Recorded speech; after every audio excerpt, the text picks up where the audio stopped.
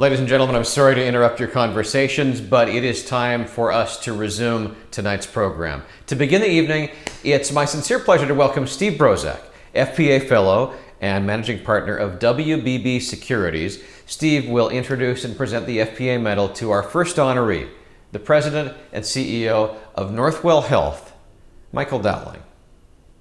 Thank you, Pat, for allowing me to introduce this year's FPA medal recipient, Mr. Michael Dowling.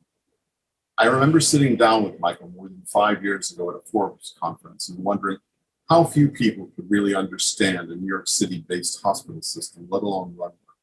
In Northwell, with 74,000 employees, 23 hospitals, 700 outpatient facilities, and $13.4 billion in total revenue, is 2 orders of magnitude greater than even the normal New York City medical facility. A Herculean enterprise, to say the least. So I remembered reading something about Booker T. Washington, what he had said about success, that it was to be measured not so much by the position that one had reached, but by the obstacles they had overcome to get there.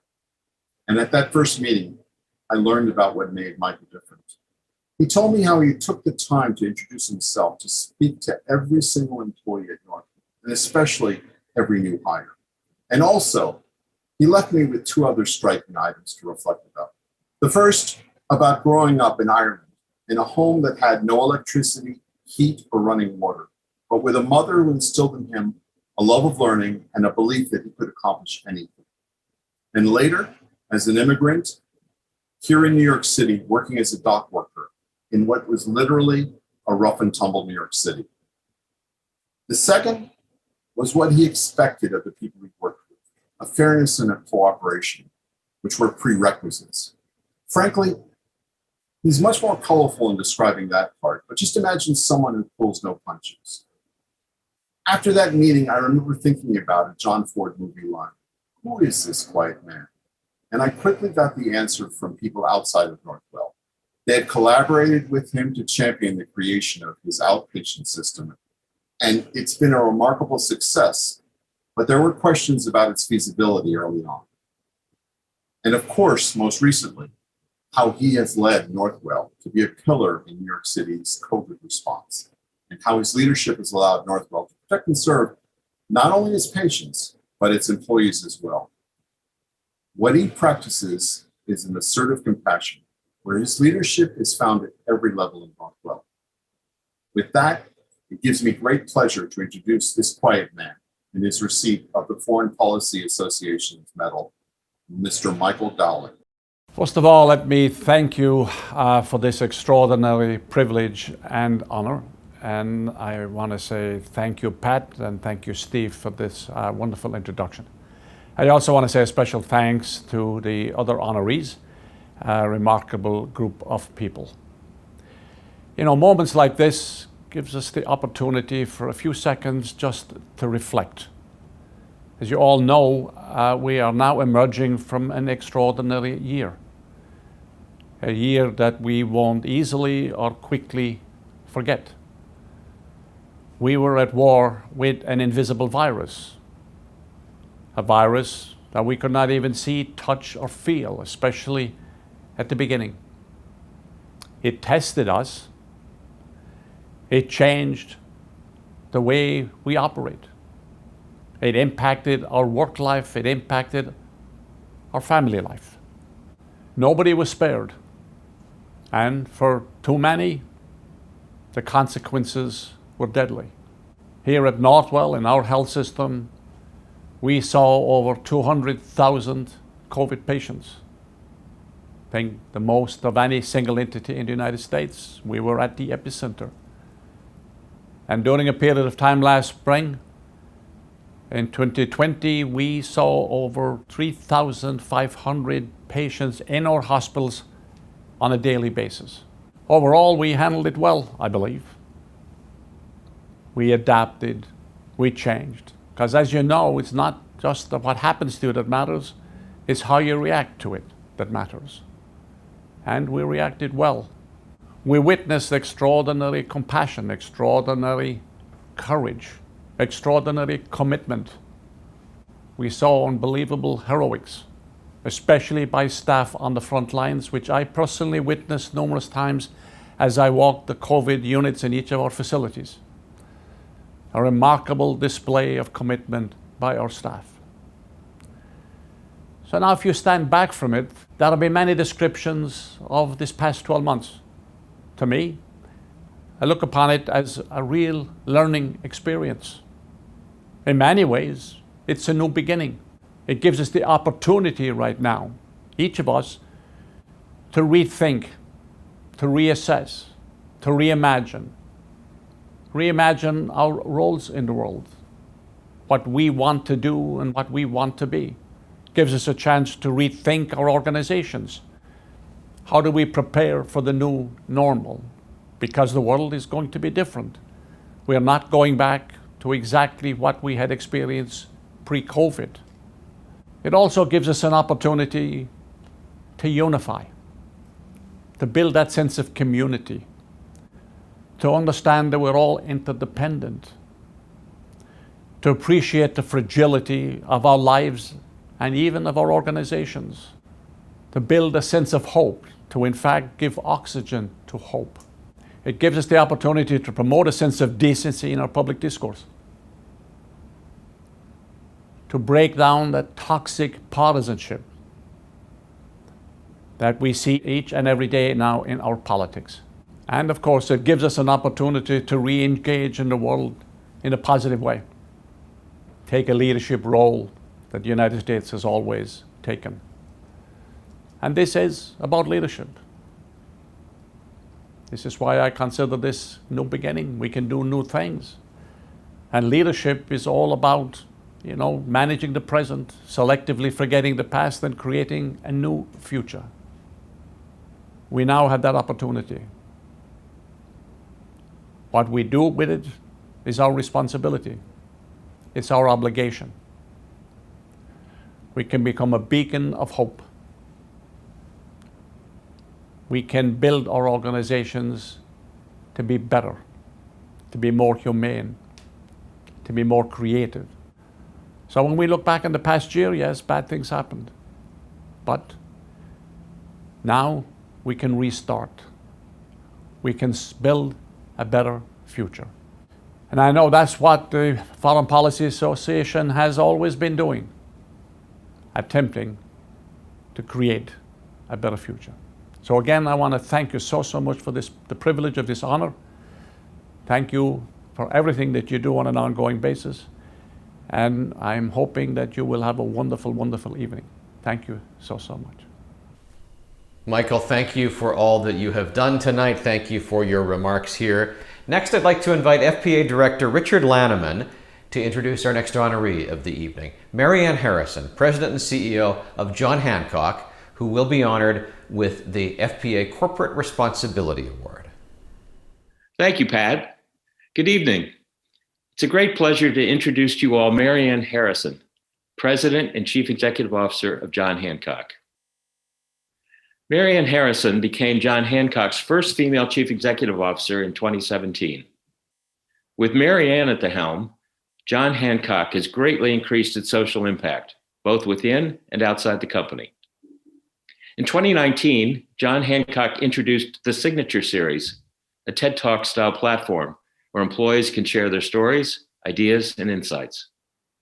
Additionally, John Hancock has shown itself to be a leader in community outreach, exemplified by programs such as the MLK Scholars Program and the community service group, the Signature Corps.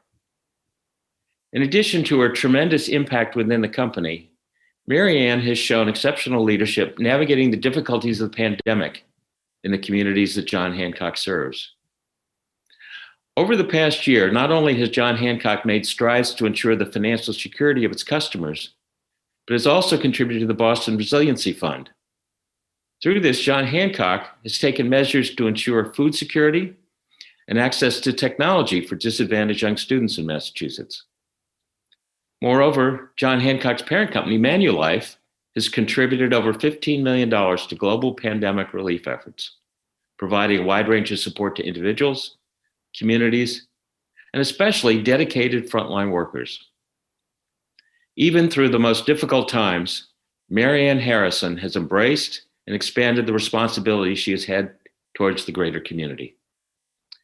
And for that, it is my sincere honor to welcome Marianne Harrison and to present her with the Foreign Policy Association Corporate Social Responsibility Award. Thank you, Rick, for the introduction and kind words. It's an honor to be here this evening and to share the virtual stage with such distinguished co-honorees. Michael, Christopher, and Reed, congratulations on the well-deserved recognition. I wish we could all be together for a toast, but for now, a virtual cheers will have to do. I also want to acknowledge and thank the Foreign Policy Association. President Latif and Chairman Fernandez, it's a privilege to be recognized by an organization as grounded in history as yours, with a tradition of instilling people with the knowledge and motivation to be engaged, productive members of society. Your mission is a worthy one, and it's a topic I am grateful to have the opportunity to explore here today. I believe every organization, like every person, needs a purpose. It provides meaning, defines values, offers direction, and most important, it drives impact. Purpose is our starting block and guide to making a difference in our own way. At John Hancock, our purpose is making decision easier and lives better. We accomplish this by helping our customers reach their financial goals, achieve the peace of mind that comes with financial security, and improve their overall well-being. And we're always striving to do better, which means becoming a digital leader that meets the evolving preferences and needs of people today. We are equally committed to making a positive impact on the communities where we live and work. We've called Boston home for over 150 years. Our hometown pride is seen in our dedicated fundraising and volunteer efforts in the city and across the region. We're proud to have served as the principal sponsor of the Boston Marathon for the last 36 years. As the oldest, toughest, and most iconic race in the world, it's a source of joy for our city and our company. But even more important than the marathon's culture and history is its community impact, spurring millions in charitable donations annually. Last year alone, together with the Boston Association, we raised more than $32 million for 242 nonprofit organizations. These nonprofit organizations are doing the incredible work of curing chronic illnesses, providing food and shelter for individuals experiencing homelessness, helping students of all socioeconomic backgrounds achieve their academic dreams, and much more. Their missions inspire us, and we're grateful to their partnership. Community partnerships are central to how we hope to build a healthier, more equitable Boston, which includes addressing disparities in health and financial outcomes, in particular for BIPOC communities. We partner with organizations that share our values, and we engage with them to design for impact rather than just write checks. One great example of partnership in practice is John Hancock's MLK Scholars Program. MLK Scholars is built on the inspirational value and legacy of its namesake, Dr. Martin Luther King Jr. Each summer, John Hancock sponsors the employment of approximately 600 Boston teens at nearly 60 local nonprofit organizations. It addresses a critical need in Boston by providing summer jobs for city youth. To elevate the work experience, we organize a series of leadership forums and provide access to an online financial literacy course for all of the summer scholars. MLK Scholars is the largest summer jobs program of its kind in the United States, made possible because organizations with shared values rally around a common cause. In this case, to empower the future workforce and help build a better pipeline of the next generation of leaders. Even last year, when the pandemic first hit, we pivoted to ensure the program continued by bringing employment opportunities entirely online. I'm especially proud of the team for their focus. During a time when the community most needed support, we found a way to continue amid the new normal. That resilience and creativity is what defines standout volunteerism and community investment efforts. I'm proud to be a part of this work and admire all of the similar impacts being made by the co-honorees and their teams. Thank you for your time and for this honor. I wish you all a good evening. Thank you and congratulations, Marianne. To continue with our evening, I'd like to welcome Daisy Soros, Director at the Foreign Policy Association, to introduce our next recipient of the Corporate Responsibility Award, President and CEO of Hilton, Christopher Nassetta. Good evening. My name is Daisy Soros, Director of the Foreign Policy Association. It is a pleasure to be here with you all, and it is my honor to introduce Christopher Nassetta, President and Chief Executive Officer of Hilton.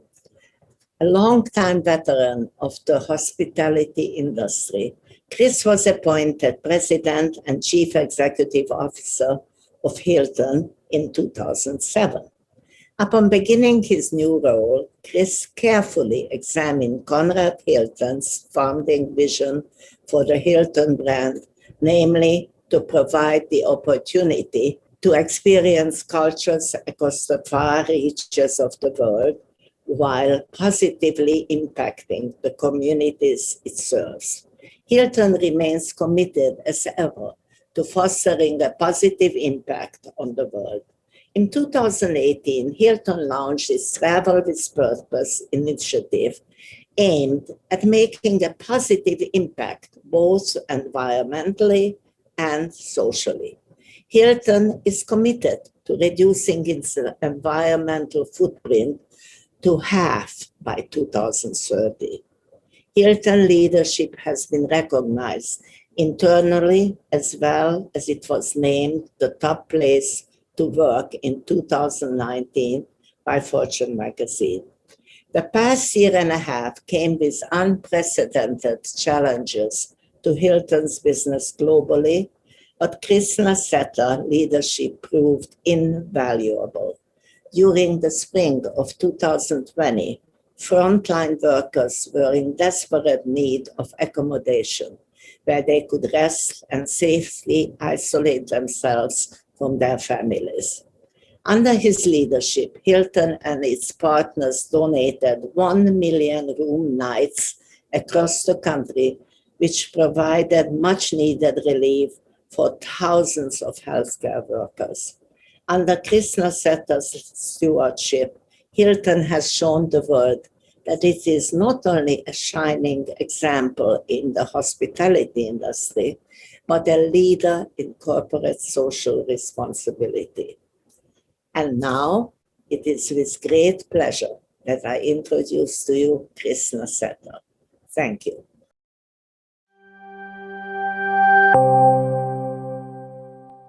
Thank you, Daisy, for that very kind introduction. I also want to thank FPA's President and CEO, Noel Latif, and Chairman Henry Fernandez for this incredible honor. And I want to congratulate all of tonight's honorees for their accomplishments. Though I'm virtually accepting this medal, this award is really for all of our team members around the world.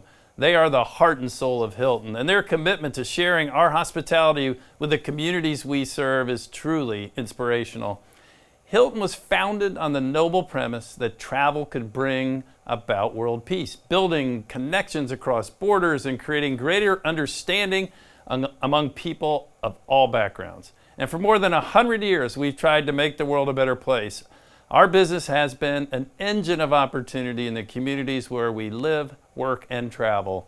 Though the pandemic challenged us in ways we've never experienced before, through it all, we remained focused on serving all of our stakeholders, our team members, our customers, our owners, and of course, our communities. We've always focused on being part of the solution when our communities are in need. Around the world, our hotels leapt into action to host frontline workers, serve as food and medical supply distribution centers, and much, much more.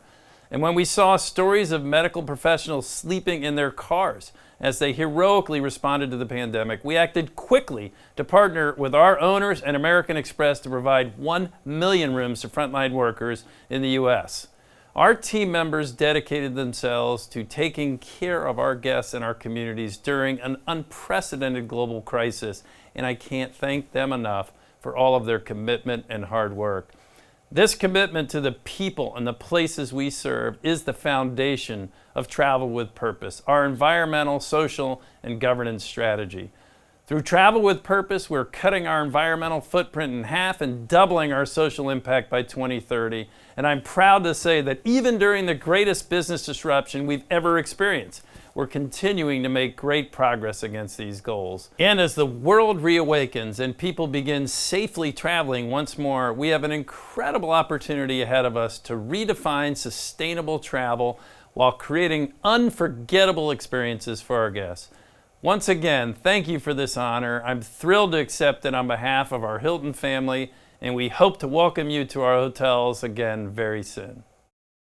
Thank you, Chris. Next, joining us from the Netherlands, I'd like to welcome Dr. Maarten Wolleswinkel, founder and executive chairman of Oaklins, Netherlands, to introduce our next recipient of the FPA medal, Reed Phillips. Thank you, Pat, for welcoming me to introduce Reed Phillips. I'm very honored with the privilege to introduce Reed all the way from Amsterdam in the Netherlands. As we speak, I'm sitting here 15 feet below sea level in my home office. Probably it's the first introduction in FPA history that is conducted below sea level. I can assure you it's not dangerous. We are protected by dikes and polders, and we live on fertile soil. Fertile for both agriculture and international business. And that's the angle with Reed. We know each other very well, having worked together for over 15 years.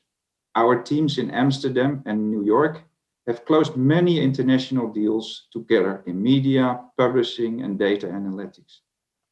And tonight, I only will have a few minutes to introduce Reed. That's simply too short to cover the man's career and international achievements, but nevertheless, I will follow Winston Churchill's golden rule. And the golden rule is a good introduction speech should be like a women's skirt, long enough to cover the subject and short enough to create interest. And tonight I will introduce Reed Phillips by talking about three subjects. First, about a parrot in tuxedo. Second, about a battleship heading on collision course. And finally, about red onions. Imagine the following situation. An American walks into a bar in Amsterdam with a parrot wearing a tuxedo perched on his shoulder. And the bartender says, "Wow, that's cute. Where did you get that?" And then the parrot says, "In the United States of America. They've got millions of guys like these over there."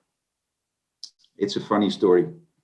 Indeed, there are millions of Americans, but only a few that stand out above the crowd. Reed Phillips is one of them, probably even in tuxedo or suit tonight. And Reed's career has been impressive so far, and I can assure you the best is still to come, because later this year he will publish his first book with McGraw-Hill. And the book provides an easier approach to valuation of companies. And the title is Your Business Value in 3 Easy Steps. And in praise of the book, Harvard business professor Royce Yutkov calls it a must-reading for owners of and CEOs of mid-sized enterprises. And that's what I call a living legacy. I had the privilege to be able to read the book, and I can assure you it's a game changer for company owners that want to sell their business internationally for a premium price. And the book is based on Reed's solid 30-year experience. And to mention a few achievements, he's a graduate of Duke University, probably cum laude. He has been an associate publisher. And before he was 30 years old, Reed has been a principal in 2 startup companies that were venture-backed.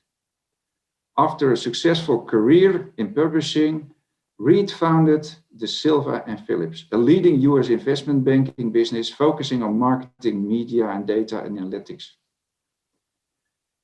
Reed Phillips is also the former president and the current chairman of Oaklins International, one of the world's largest mid-market M&A firms, with more than 850 investment bankers in 45 countries.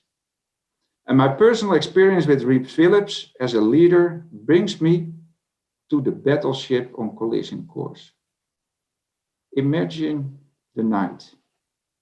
During the night, the lookout on a battleship spies a light ahead just off starboard bow.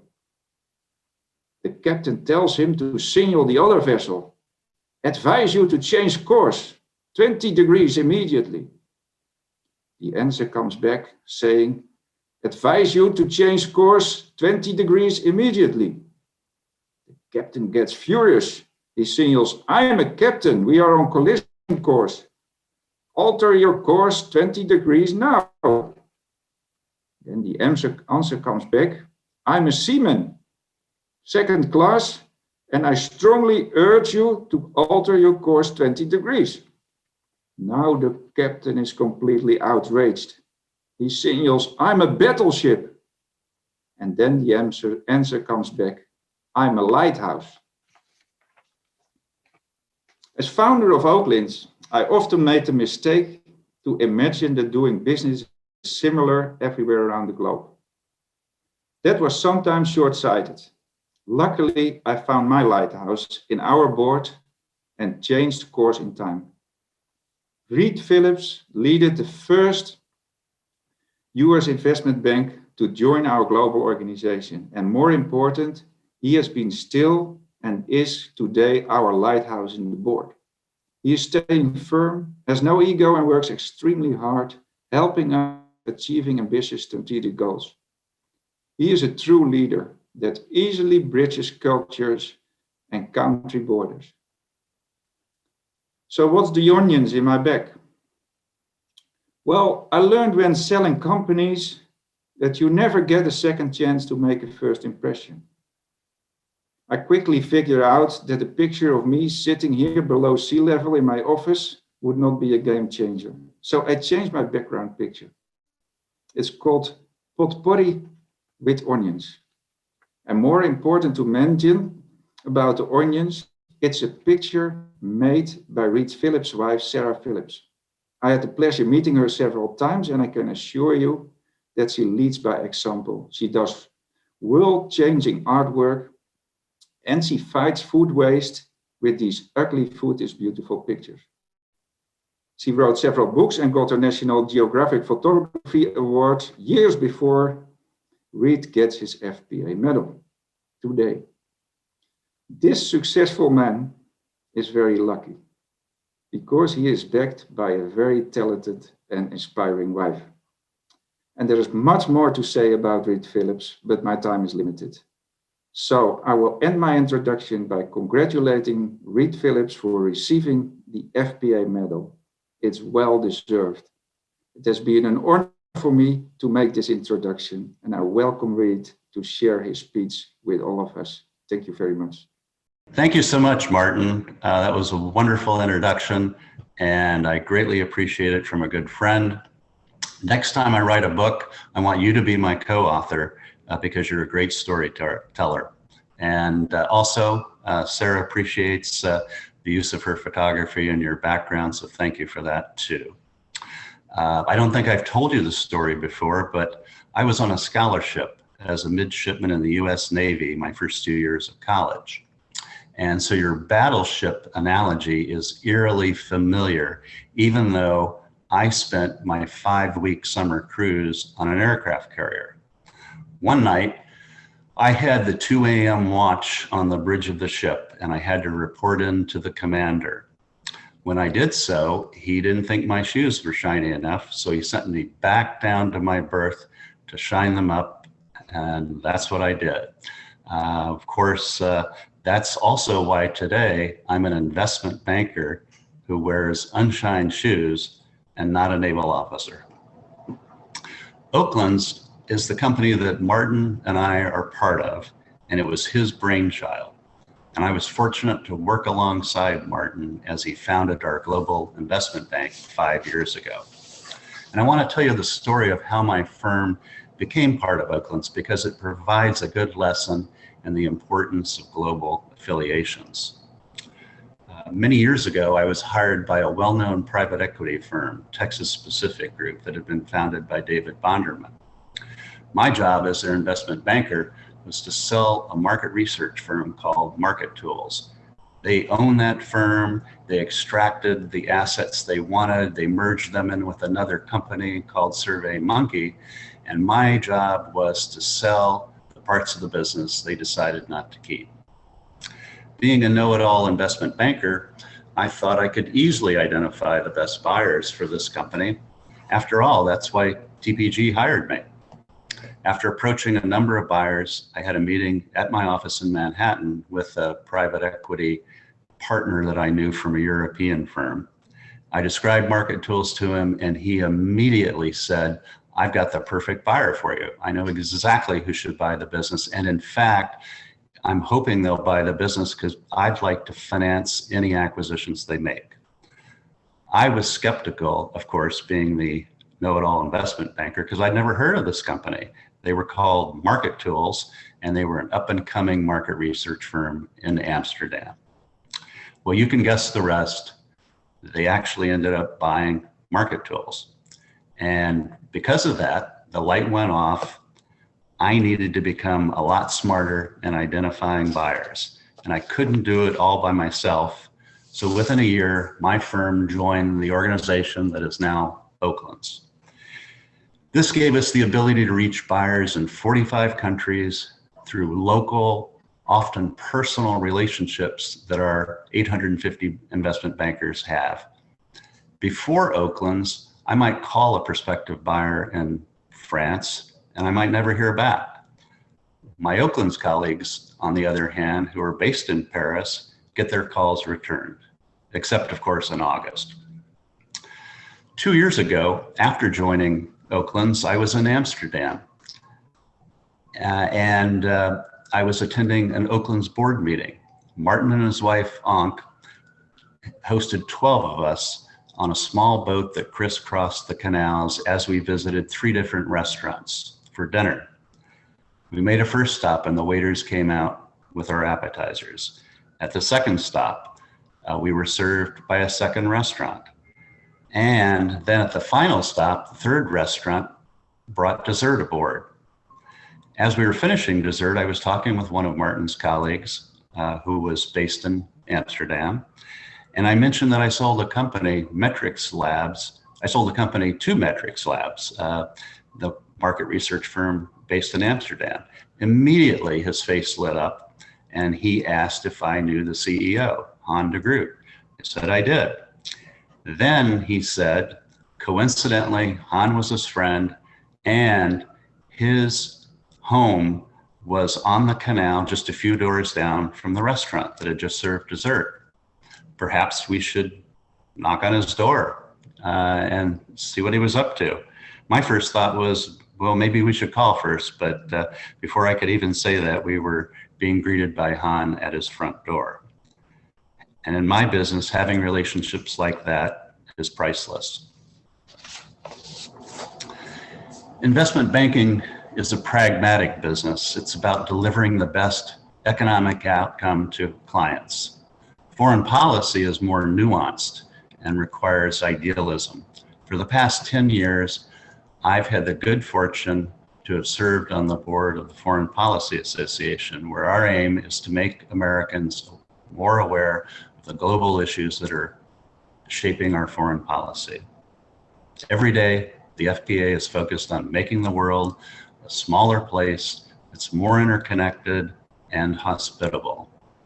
I'm proud of the work of the FPA. Thanks for allowing me to be along for the ride. I want to thank the FPA board, its president, Noel Latif, chairman, Henry Fernandez, for this award, and also congratulate the other honorees. Thanks also to my family, who are sitting around a virtual table that extends from Alexandria, Richmond, and Ashburn, Virginia, to Tarrytown and Manhattan in New York. And thanks to all of you who have joined tonight's event. And with that, we draw tonight's dinner to a close. Please, you're more than welcome to sit around and continue your conversations at your tables. And before I leave you this evening, I want to say what a delight it has been to see the buzz returning to the city. New York City's institutions, including the FPA, play such a critical role as one of the city's crown jewels. And I'm confident that for the annual dinner next year, we will be enjoying each other's company in person. So on behalf of the FPA, we're deeply appreciative of your participation this evening.